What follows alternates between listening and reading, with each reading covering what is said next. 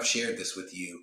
You are the Mm, person who first in our conversations talked about the importance of the org chart when you're mm, considering a new position in terms of your mhm, adamance of understanding the org chart, who reports to who, what the culture is like. Can you mhm. share why you feel it is that important to understand the org chart before you accept a position? Yeah, because it's really great question. I mean, we talked earlier about understanding the culture of the company and sort of the inner workings of the company.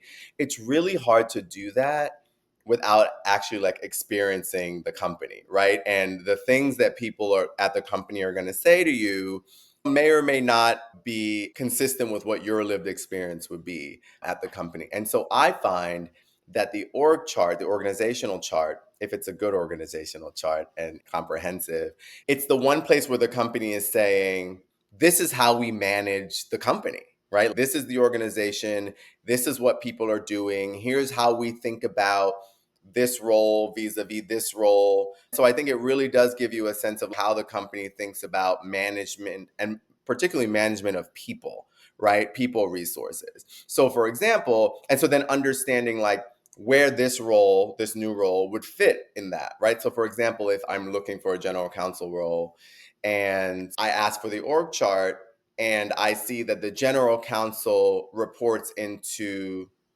HR as opposed to reports into the CEO, that communicates to me, at least initially, that the access to the CEO, the appearance that the role is a part of the C suite and will have a seat at the table and will have the ability to really impact change. In my mind, those are two very different paths, right? Because if I'm thinking through legal and business strategy, I want to be talking to the COO. I don't necessarily want to be reporting into the HR person who might not fully understand what we're talking about. So I think that can help sort of communicate like how the company thinks about this role. And that might be important. Well, let's discuss the inverse because you said if they have a well developed organizational chart, what Yeah. would it communicate to you? Is it a non starter or is it a place of opportunity if they don't really have an org chart? In both of those situations. And so not having an org chart can also be a blessing, right? Because it could mean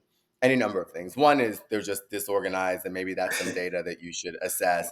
But there's also a world where they're fluid and they're open to suggestions and there are fewer barriers from where you are now to where you could potentially end up at the company because there aren't these kind of rigid rules and steps. And so I've been in situations, particularly in like startup type tech situations, where there isn't always a well thought out, fleshed out org chart. And I think for what they do have, I think you work with that. But if they don't have it, then I think you start asking questions around like, who would you report into and why?